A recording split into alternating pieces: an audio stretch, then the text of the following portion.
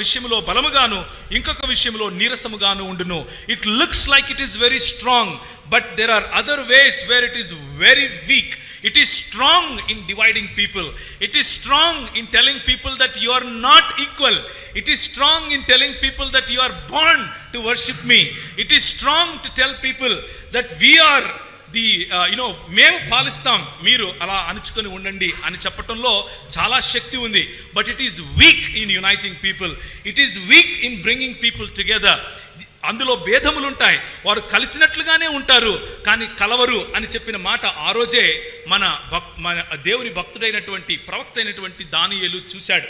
ఈ భావజాలం కేవలం భారతదేశంలోనే ఉంది అని నేను చెప్పట్లేదు.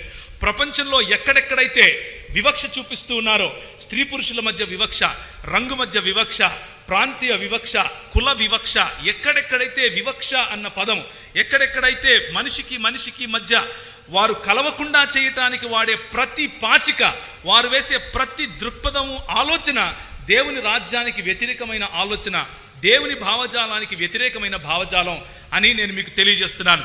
ఆ భావజాలాన్ని కూలగొట్టడానికి, ఆ భావజాలాన్ని తుత్తునీయులుగా చేయటానికి, ఆ భావజాలాన్ని నిలవటానికి, నీడలేకుండా చేయటానికి ఏదైనా ఈ ప్రపంచంలో ఉంది అనంటే అది నువ్వు నేను, దేవుని సంఘము.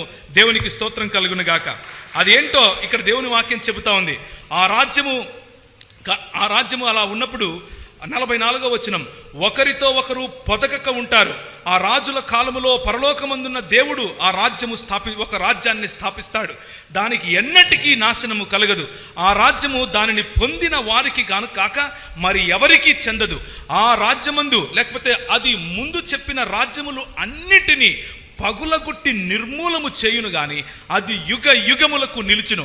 చేతి సహాయము లేక పర్వతము నుండి తీయబడిన ఆ రాయి ఇనుమును, ఇత్తడిని, మట్టిని, వెండిని, బంగారమును పగులగొట్టగా తమరు చూచితిరి.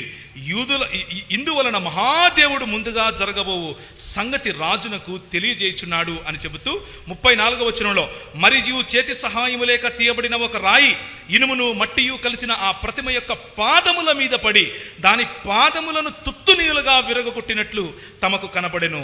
అంతటా ఇనుమును, మట్టియు, ఇత్తడియు, వెండియు, బంగారమును ఏకముగా దంచబడి కళ్ళములోని చెత్తవలే కాగా వాటికి స్థలము ఎచ్చటా దొరకకుండా గాలికి కొట్టుకొని పోయెను.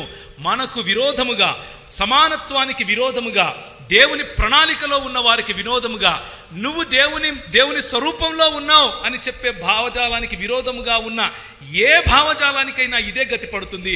గాలికి చెదరగొట్టిపోయే పొట్టులాగా మారుతుంది. ఇది దేవుని వాక్యం. దేవునికి వాక్యమునకు మహిమ కలుగునుగా.